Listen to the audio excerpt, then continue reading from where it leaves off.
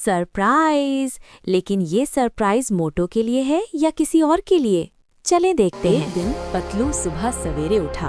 उसने अपनी डायरी देखी तो आज मोटू की बर्थडे थी और सोचने लगा, आज मैं अपने दोस्त मोटू के लिए एक खास सरप्राइज तैयार करूंगा। उसने चुपके से पूरे शहर फुरफुरी नगर के दोस्तों को बुलाया और कहा, आज हम मोटू को एक सरप्राइज देंगे, लेकिन उसे पता नहीं चलना चाहिए।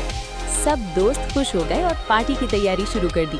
किसी ने गुब्बारे लाए, किसी ने केक और किसी ने रंग बिरंगी सजावट। इधर मोटू शहर में घूम रहा था और सोच रहा था, आज सब लोग मुझे देखकर मुस्कुरा क्यों रहे हैं? मोटू को कुछ समझ नहीं आ रहा था। शाम के वक्त पतलू ने मोटू को पार्क में बुलाया। जैसे ही मोटू पार्क में पहुंचा, अचानक सब दोस्तों ने जोर से कहा, सरप्राइज!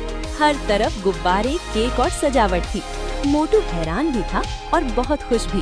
पतलू ने मुस्कुराकर कहा, ये सब तुम्हारे लिए है, क्योंकि तुम हमारे सबसे अच्छे दोस्त हो।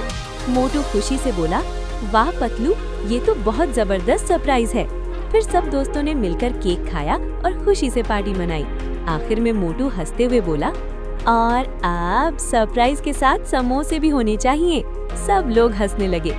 सबक: अच्छे दोस्त हमेशा एक दूसरे को खुश रखने की कोशिश करते हैं।